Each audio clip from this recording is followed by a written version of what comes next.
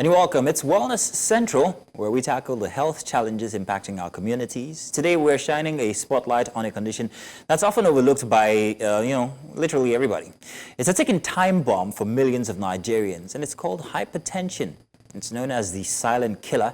Hypertension often goes unnoticed until it's too late, quietly causing irreparable damage to the heart, kidneys, and arteries. It's estimated that around 30% of Nigerians, that's Nigerian adults, suffer from high blood pressure, a statistic that only seems to be rising due to lifestyle changes, stress, and a lack of regular health checks.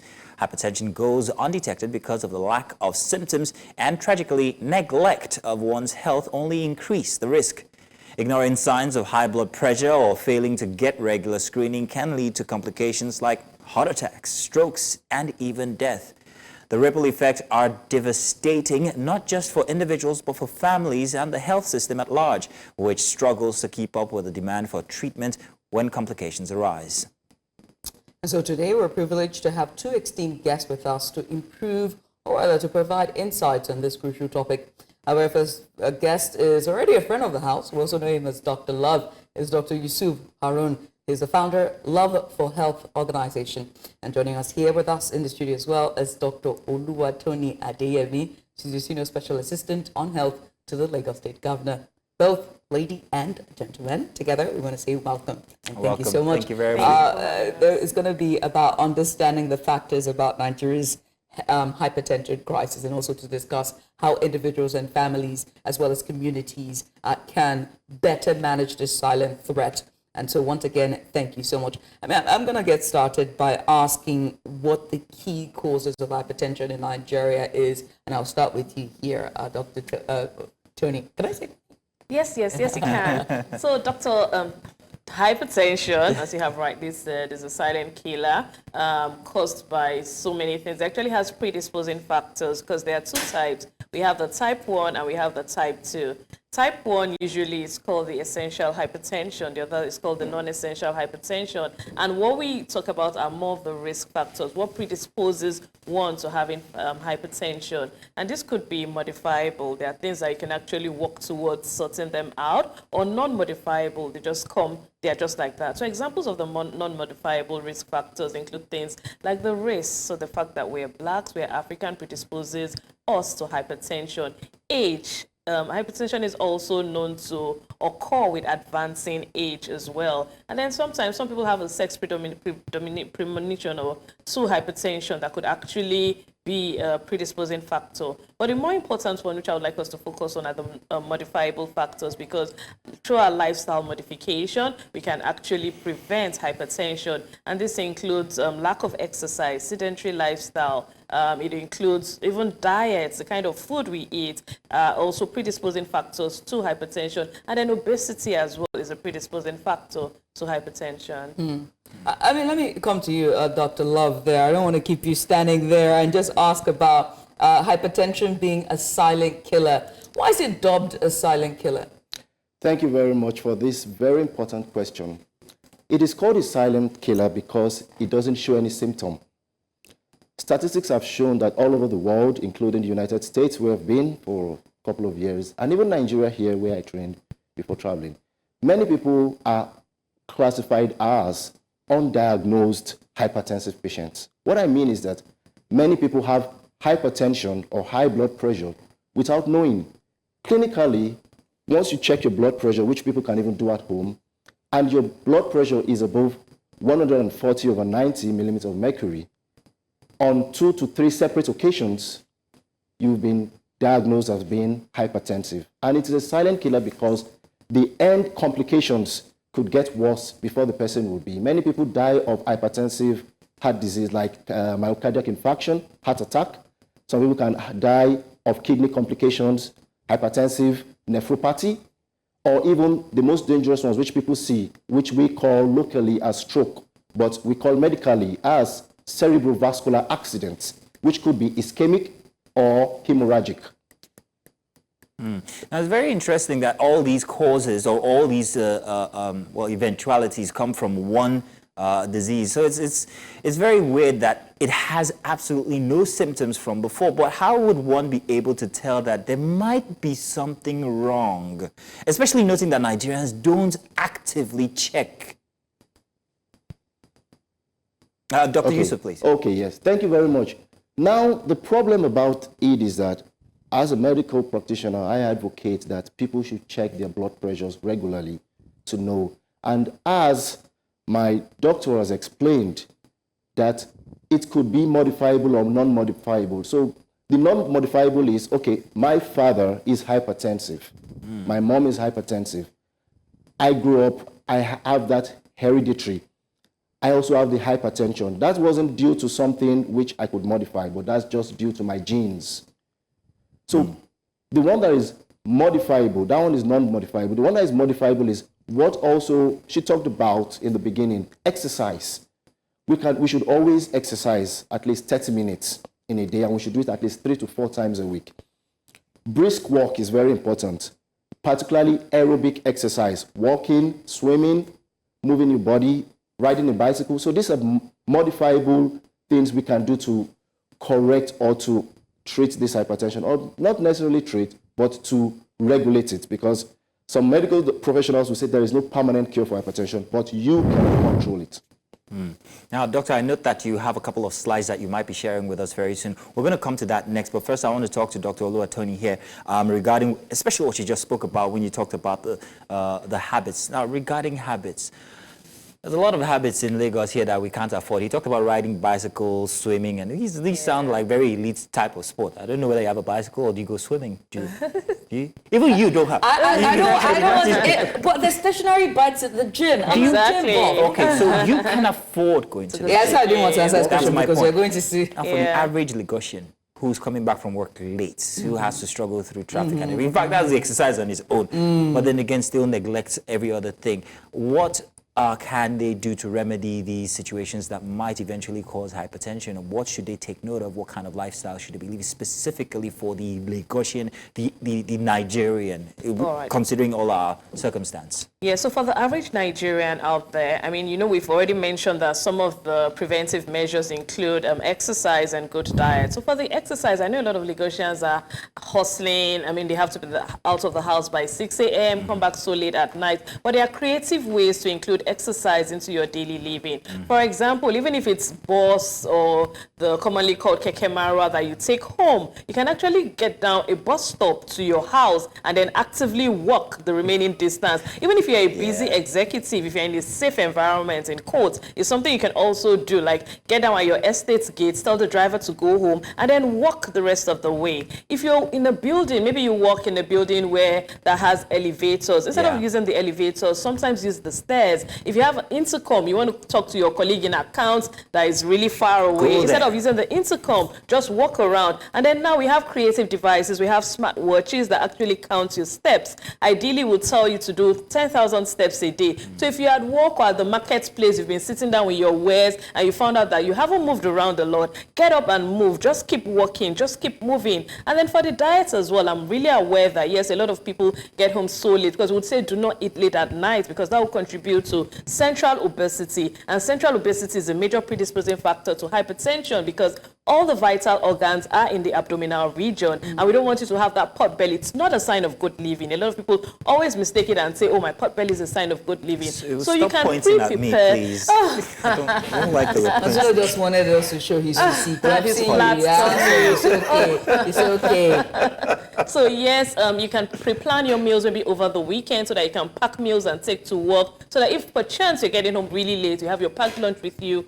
Or offices can make arrangements for lunch/dinner for people that have to work really, really late. And just importantly, include offices can also make provisions for food. Okay, offices like Nielsen for officers that have to work really late so that they don't have to get home at 10 and they are now eating so late at night. And more importantly, include fruits and vegetables. Fruits and vegetables, we have them seasonally. they are cheap, they are affordable. I know things are expensive in the market, but we still have our seasonal fruits, which are still affordable to buy compared to the processed foods that you buy in the supermarket. Okay, interesting. Well, I mean, let's come to you, Doctor, and help us share that slide that you have with that you have there. I can see you behind your screen, so Yes. you have the floor. Take it away.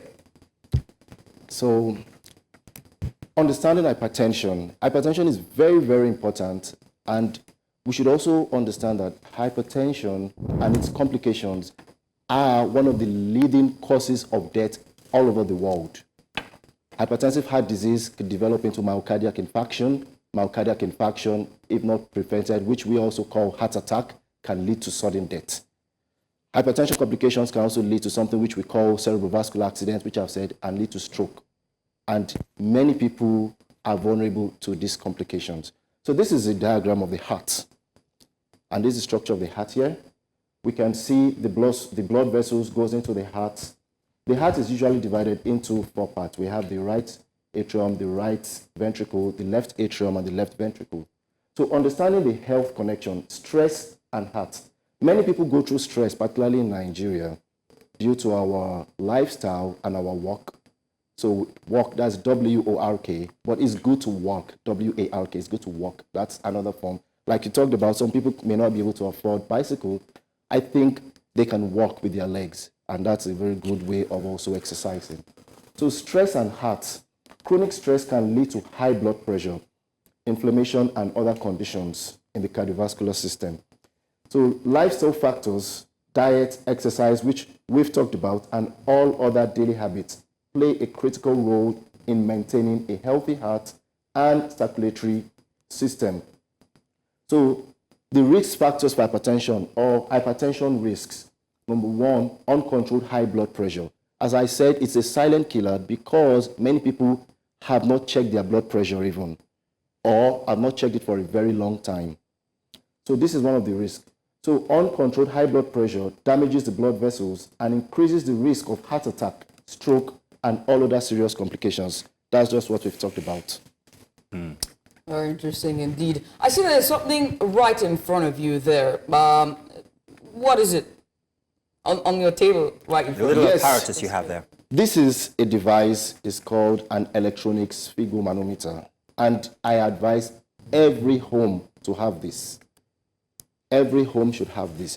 We have the manual one, but that one is usually done by a trained physician or a trained nurse or a trained health practitioner. That's the one with the mercury. That's the manual. But this one is electronic. Once you just use it, you tie it tight around your arm and you press the button. Attention. And you relax. Silent and relax. It's going to check your blood pressure. Okay. So Start measure. to know if you are hypertensive, if the reading is 140/90, this particular one would even tell you, this one I got from the States, from the US, it will tell you if you're hypertensive or not. Oh, really? Yes, this will tell you. If I you use want it, to try it if out you on- want to try it out, you can come. I could try it when you. It just takes a minute or two. Judith, come on, Judith. Let's hear it for Judith. Thank you, Judith. No pressure.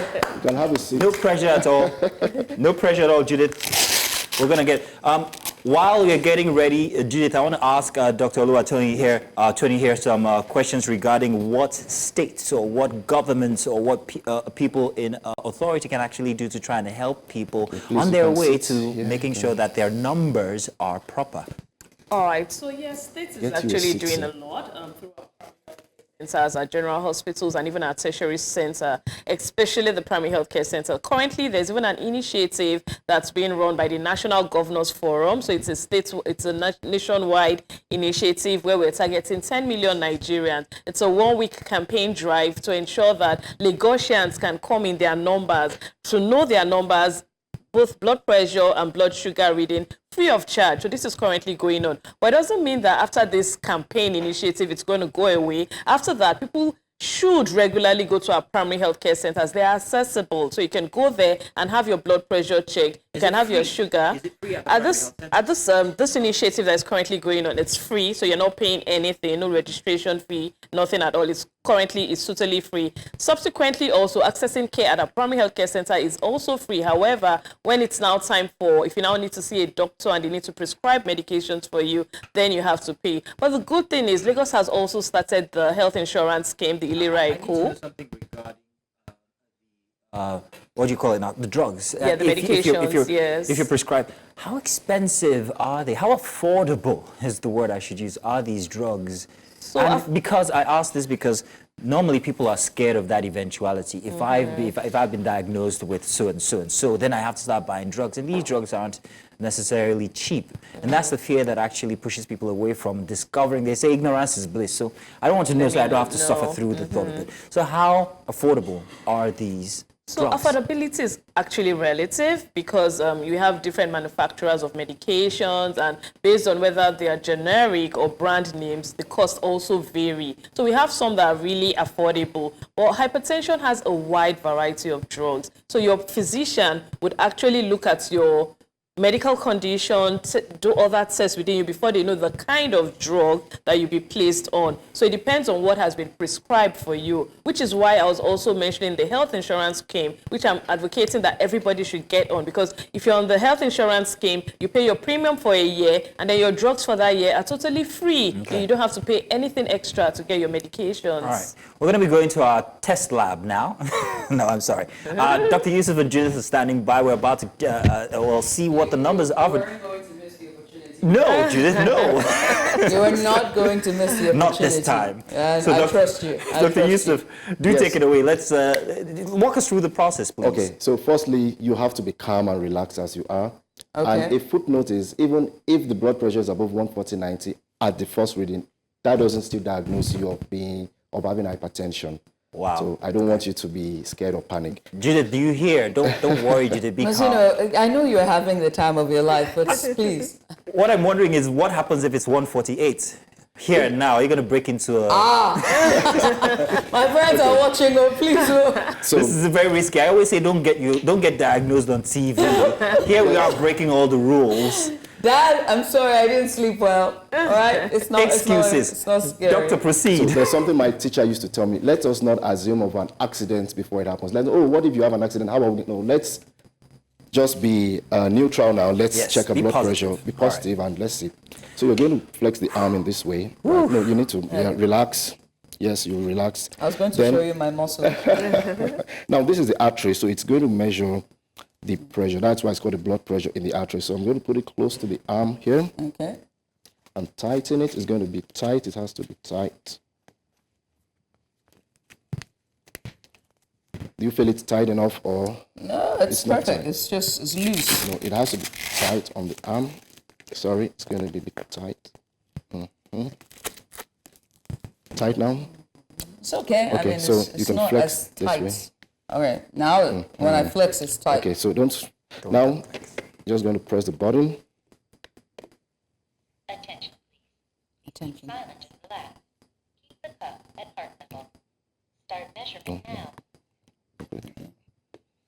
That should- Open your hands, Judith. Yes, there you go. Sorry. It comes with soothing music. Zeno is having a time of his life. I am. So what I'm feeling it's Wait. Change the battery. Okay, another battery. No, I'm prepared for it. I'm prepared for it. well, how would you not know it's live television if things like this happen? We're out of a battery, but let me tell you how it feels. It's not so snug, and it's that on purpose. So when you strap it on, it's supposed to be a bit tight, but no, it's not. Just like the way you wear your very nice dress or shirt. And then when it starts to work, it becomes as tight as possible. Our technical team is trying I'm to going get to take it away from you batteries. guys so that we can... let me take it away from you guys so we can We sort need that. small ones. Dr. Oluwatoni, there's something that we're always told when we use these machines, and it's that be quiet while this is going on. I understood why that is a factor that would perhaps maybe be, that would add or take away from the results. So why are we always asked to be quiet while this is going on?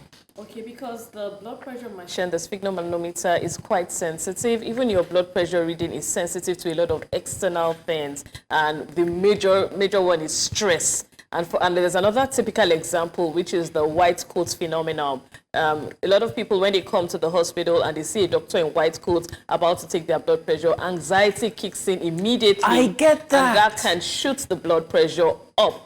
So we have them relax or without the white coats and all that. So it's the same with talking. You know, talking, you're exerting a bit of energy, and then it could also give a fake, not a fake, or it could also elevate the blood pressure a bit because of the exertion. What about used those while watches? talking. The watches that actually can take your Blood pressure. How accurate are they? For you to use any machine at all to read blood pressure, it has to be standardized, it has to be validated. So a lot of these things are not validated, but they give an idea. So for example, it might give you an idea. Once it gives you an alarming sign that, oh, it's a bit high. Because I told you that it's very sensitive. So many things, so many factors out there can contribute to false reading. Okay. So you have to cross-check and validate it with your machine at home. Well, let's go back to Yusuf and Dr. Yusuf. Let's go back to Dr. Yusuf and Judith now. I think we've had our batteries changed out. So, Oh, yes, we have. So I'm going to also say that the best is still to use the manual switch. That is the method. That's the method. Because electronic is part of the problem.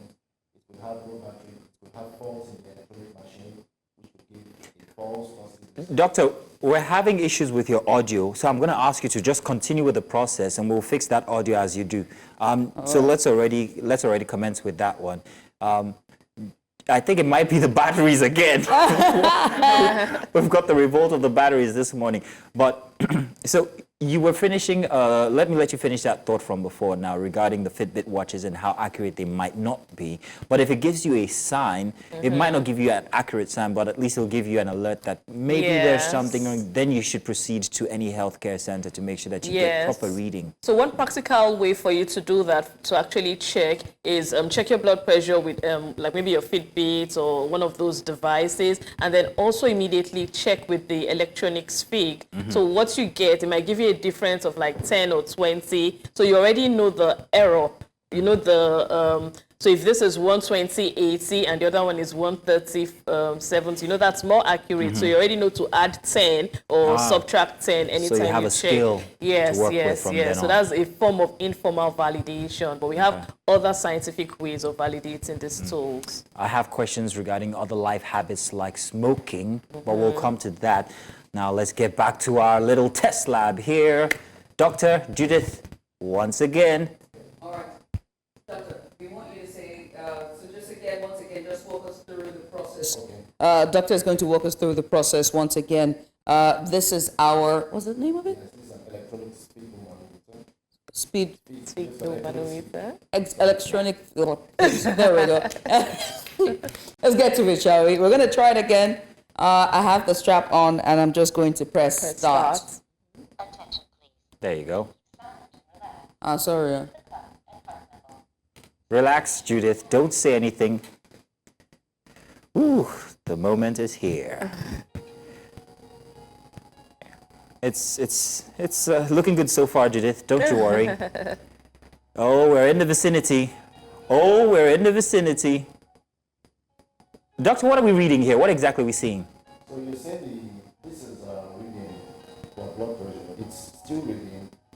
So it's going down again, 99. Finally, it's going to give us the final results, 2 numbers and also a pulse rate. Okay, you'll tell us the meaning of both numbers, yes? It's systolic. Beautiful. Beautiful. Woo! Nice. Diastolic blood pressure is 84 millimeter of mercury pillar. Your heart rate is Oh, this is nice. per minute. According to the World Health Organization standards, the measurement result is normal. I am normal. She's normal. Congratulations, Judith.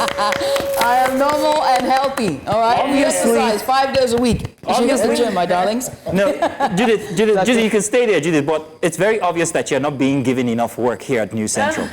Because I'm sure if I was to check mine, it's going to go way up. But it's all good. Back to you, Dr. Oluwatoni. Yes, please. I wanted to know regarding specific habits. Now, smokers, for instance, are at more risk when it comes to hypertension. Why is that so? So smoking, not just smoking and alcohol use, Alcohol. substance abuse, yes, they have Just been take it found away from to- every Nigerian. Nothing, you can't enjoy yourself anymore.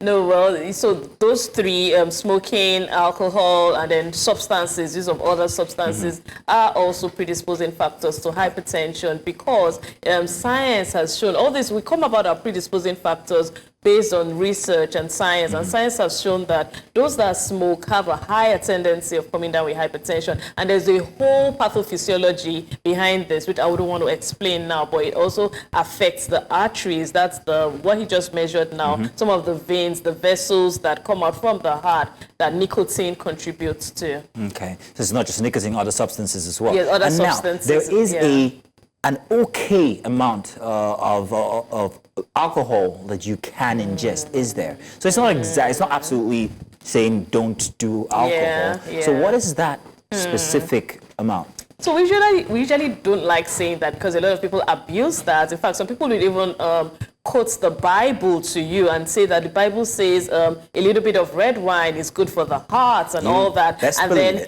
there's even a comic. I mean, when he says a glass of red wine or something, he now had to get the biggest glass to show that, oh, it's still a glass. So yeah, the Bible says it's okay for me. So, but what we say is that the negative effects of the alcohol on the heart, on the body, is far more than the protective effect it has. Yes, it's been known to have a protective effect, but the negative effect is far more. So for the exact volume of alcohol, I don't remember it right now, and nobody's going to go to a party and start measuring the volume of alcohol they're taking, but we'll just say everything should be done in moderation. Yeah. Okay. I mean, speaking of moderation, I would also like to talk about, just ask questions in terms of hypertension, men versus women, right?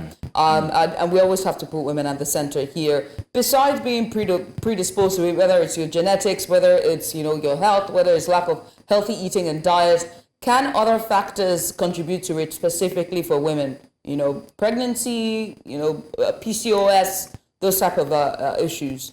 Oh yes, totally. So pregnancy itself as a condition could predispose some women to pregnancy-induced hypertension, but it doesn't necessarily mean that after they have the baby that they would continue being hypertensive. Some of it resolves on its own, while some of them would actually be hypertensive, unfortunately, after that. Then the use of some of our family planning methods, like the oral contraceptive pills, could, it's not that it would, but it could predispose to hypertension, which is why any woman going for any form of family planning will go for proper counseling. Your risk will be ascertained before they place you on any method. So for example, if there's a family history of hypertension, they will probably not place you on one of our hormonal methods like the oral contraceptive pills or the injectables. So these factors are some of the, so any hormonal condition a woman has could be a predisposing factor. Even some medications that are being used as well, like steroids and could be a predisposing factor to the development of hypertension. Oh, right. Well, I mean, it's always women, isn't it? It's almost like the society itself just, I mean, it's like if nature itself just has it out for women. I mean, doctor, do you want to add to it as well? Yes, there's something called preeclampsia. Whew, that name brings some sort of sadness to me because it's a sad name. Yeah, my mother died from preeclampsia. Oh, so sorry. That had gone into eclampsia. Yeah. Because preeclampsia are the warning signs of eclampsia, and a classical way to diagnose preeclampsia is when you are having high blood pressure in pregnancy, as we said, hypertension in pregnancy. Right. You are also having proteinuria. You go to the laboratory and protein is found in your urine. Also pedal edema. Yes, all women who are pregnant, don't be scared you have preeclampsia because your feet are swollen. No, that's not a confirmed diagnosis. A medical doctor has to diagnose you. But when you see these three classical signs or symptoms in a pregnant woman, she's having high blood pressure persistently, she's having protein in her urine, and she's also having pedal edema. Please, you need to see a doctor to be managed professionally. Then finally is the eclampsia, where she develops a fit or convulsion during labor, during pregnancy. Yes. Please see a professional doctor to attend. Well, it happened in the 90s, and also this is a call to doctors as well, especially those who attend to pregnant women. Sometimes things happen. Be on a high alert and help our mothers, shall we? Well, that brings us to the very end of this segment. Many thanks to you, Dr. Love, for making me your guinea pig for today. I appreciate it. Dr. Yusuf Haroun is the head of Love for Health organization, and he joined us here today for hypertension. Also, we had Dr. Oluwatoni Adeyemi. She's a senior special assistant to the governor on health matters, and they've been talking to us about healthy heart, healthy life, and just basically living healthy and all that you should know when it comes to the silent killer, hypertension. Once again, many thanks, guys. Thank you very much. Thank you for having us. Bye.